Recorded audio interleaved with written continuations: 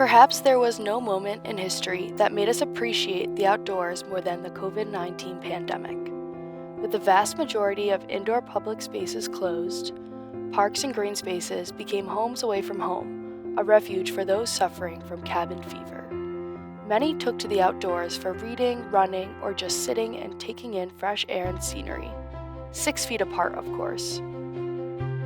In the early days of COVID, the parks were really a refuge. I mean, we were all working from home, so we had to figure that whole thing out. But it was really wonderful for people. They could get outside. They could enjoy being in a park. I think for many people in the midst of the pandemic, it was difficult to connect with other people, but they could go outside and enjoy these shared spaces, be a place for reflection, cheer you up if that's what was needed, a way to connect with nature. And we heard from many people that, people realized during the tragedy of the pandemic that how important parks were. I think before that, they kind of took them for granted in many ways.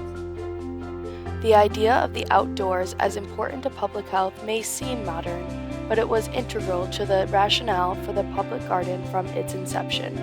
It's true that since its opening in 1837, the stunning ponds and carefully arranged plantings have been an oasis in otherwise crowded city blocks, delighting tourists and locals alike. Less known is the struggle to bring the garden into being.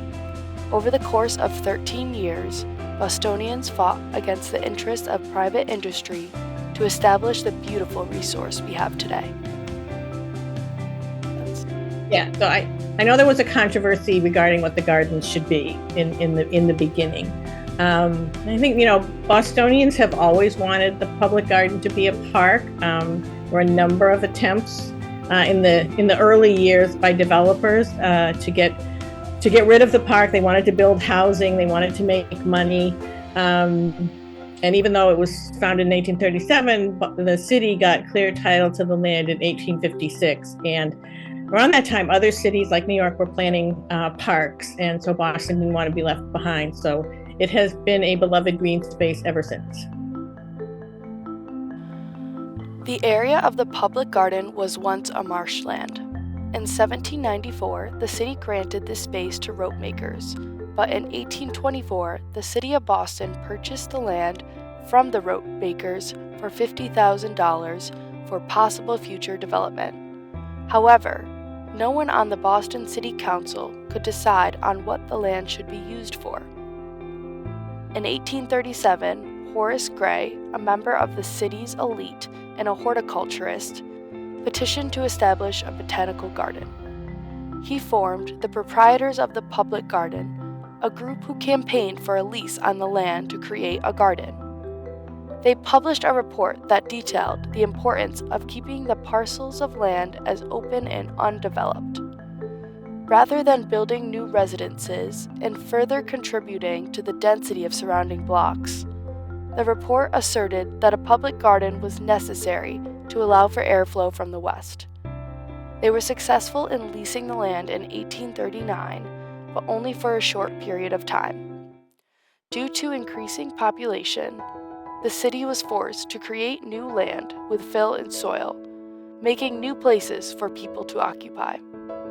Some politicians and businessmen argued that the land of the public garden was too valuable to keep undeveloped.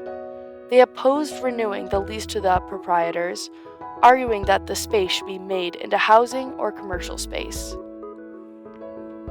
This debate between those who wanted the public garden and those who wanted to use the land for more buildings went on for years. The city of Boston and the state of Massachusetts disputed over how much land should be allotted for the public garden. But finally, in 1859, by act of the legislature, no building shall hereafter be erected between Arlington and Charles Streets, except such as are expedient for horticultural purposes, provided that nothing herein contained shall render it unlawful to erect a city hall on the public garden. This was put to a vote for the citizens of Boston, and the act was accepted by a majority vote. When we think of the public garden, we tend to regard garden as a special thing. But what is most special is that it is public. After all, gardens have been popular for thousands of years. Even in the world of ancient Rome, people loved gardens. For example, in the city of Pompeii, almost every house, even quite small ones, contained a garden. These spaces were often surrounded by wall paintings to make the garden seem even larger, showing flowers, trees, fountains, flower beds, and birds. But these gardens were all private.